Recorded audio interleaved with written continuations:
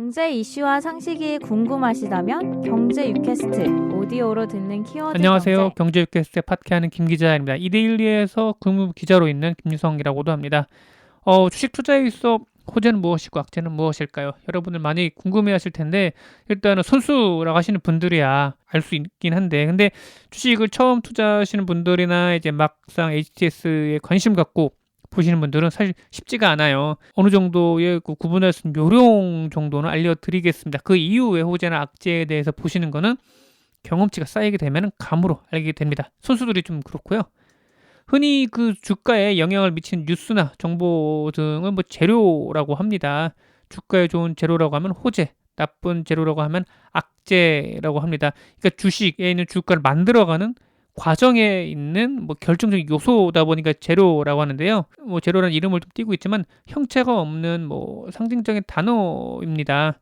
따라서 호재냐, 악재냐는 투자한 종목에 따라서 투자자에 따라서 시장 상황에 따라서 해석이 좀 달라질 수 있긴 합니다. 일반적으로 투자자한테 호재라고 해도 공매도를 걸어놓은 투자자한테는 악재가 될 수 있겠죠. 싼 값에 주식을 얻을 수 있는 증자가 투자 대기자들에게는 호재가 될 수 있겠지만은 기존 주주들에게는 또 악재가 될 수 있어요. 유통되는 주식의 수가 늘어나면 그만큼 주주가 가진 주식의 희소 가치가 떨어지고 주주의 지분율도 희석되기 때문입니다. 통상적으로 시장에서 보는 악재와 호재와 된 구분은 대략적인 구분은 존재해요. 이번 편에서는 공시를 기준으로 호재와 악재를 구분해 보겠습니다. 공시는 기업들의 투자자에게 알려야 하는 필수적인 소식입니다. 공시를 읽을 줄 알면 기업의 자금 흐름과 주가로 예측해 볼 수 있어요. 공시는 HTS나 MTS 등 뉴스창에서 보거나 금감원 공시 사이트 다트에서 볼 수가 있습니다. 대체로 주가 상승의 청신호인 공시를 좀 말씀드리자면은 유상감자 혹은 자사주 소각 등이 들 수 있는데 사실 유상감자는 크게 볼 일이 없으세요. 저도 거의 한 몇 년 공시를 봐왔는데 유상감자를 한다는 내용 거의 못 본 것 같아요. 대신에 자사주 소각은 엄청나게 많습니다. 일단은 감자는 자본금을 줄이는 것을 의미합니다. 그래서 유상감자는 자본금을 줄이는 비율만큼 돈으로 보상해 주는 것을 의미를 해요. 기업 규모보다 자본금이 지나치게 많다고 판단되면 많이 하는데요. 좀 많지는 않긴 해요. 그래도 주주 입장에서 봤을 때 본인의 지분을 그대로 유지하면서 지분 비율대로 보상을 받기 때문에 호재라고 볼 수 있어요.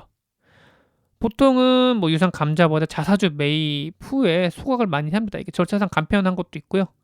그래서 기업에서는 주주가치 제고를 위해 자사주 매입 후 소각을 한다라고 하는데 시중에 유통되는 주식 자체가 줄어들게 됩니다.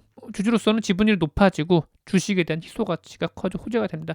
왜 유상감자가 이렇게 많지가 않느냐? 유상감자 같은 경우는 자본금을 줄이는 일이다 보니까 이건 주주 간의 합의가 필요해요. 그냥 어느 경영진의 판단대로 할 수 있는 게 아니라 주주총회를 통해서 주주들의 전체적 찬성을 얻어야지 가능합니다. 그래서 절차상으로 쉽지가 않죠.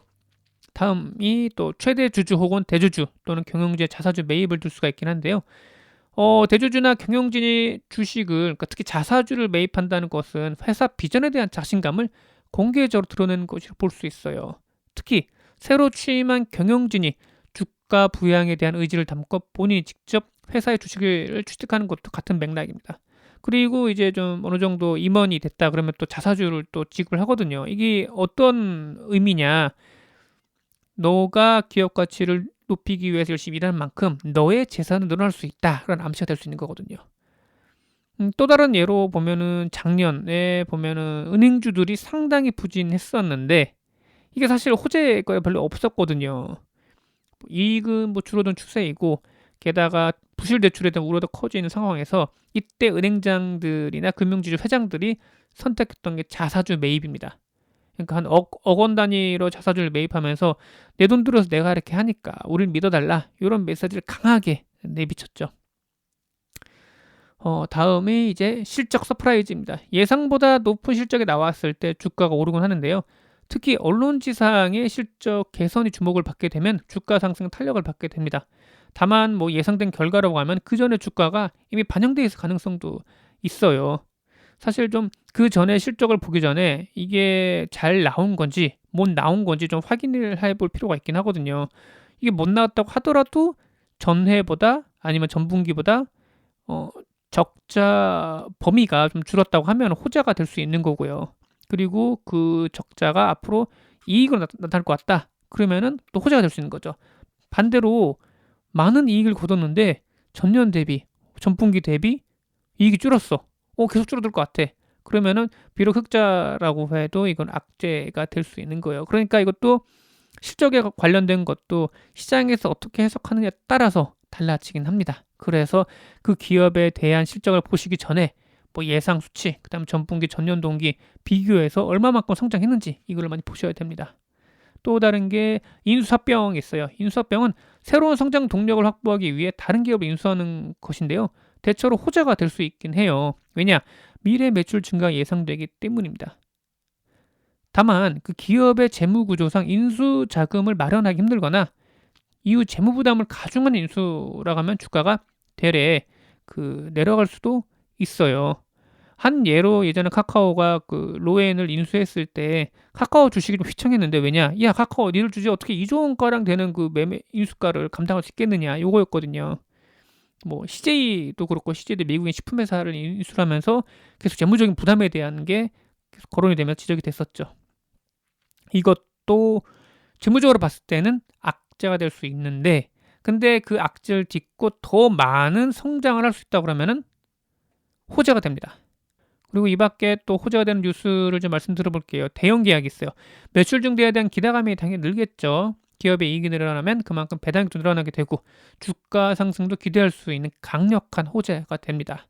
한미 약품, 그렇죠. 대표적인 예죠. 그 다음에 액면 분할.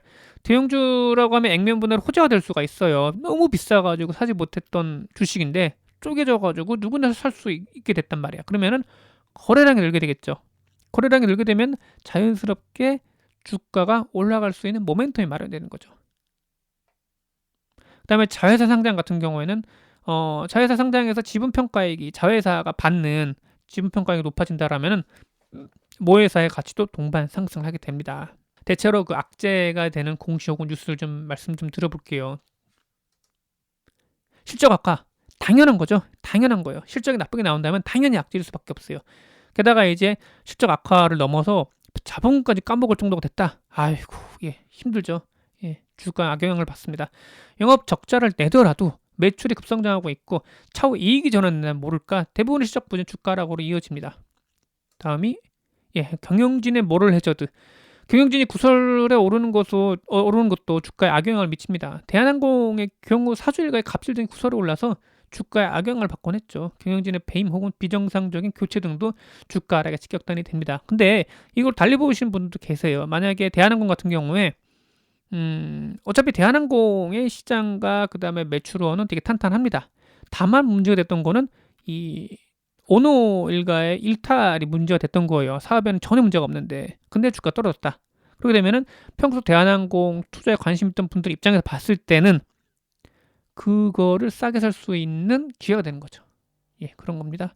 그다음에 대형 계약 해지. 요것도 악재죠. 왜냐면은 앞으로 많은 매출을 통한 이익을 거둘 줄 알았는데 해지가 되면은 이게 지분이 올라간 닭쫓던 개꼴이 되는 거죠. 그래서 대형 계약 해지는 미래 차후 이익의 감소를 의미를 합니다. 주가에 악영향이 있을 수밖에 없어요.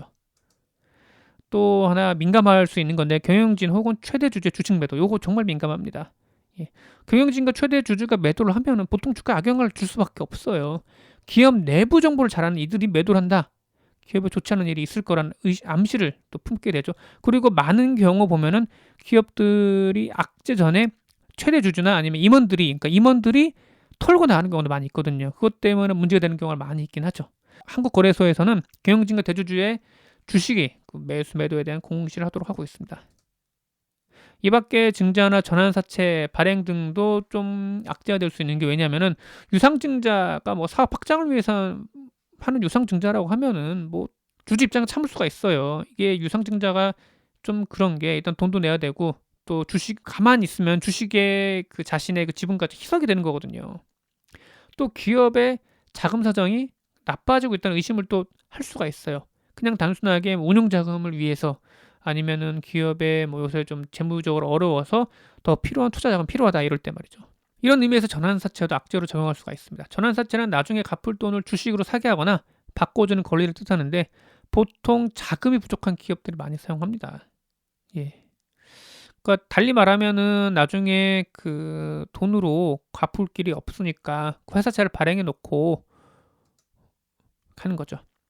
예. 기업의 주가를 끌어올린다면 호재, 기업의 주가를 끌어내려면 악재. 다만 호재와 악재도 보는 이의 관점과 시장 상황에 따라서 이게 호재가 될 수도 있고 악재가 될 수도 있다. 바뀔 수 있다. 요런 거를 좀 말씀드리고, 한 가지 좀 팁을 좀 말씀드리자면은, 기업들이 숨기고 싶어하는 악재 공시는 장마감 퇴근 후에 많이 좀 내곤 해요.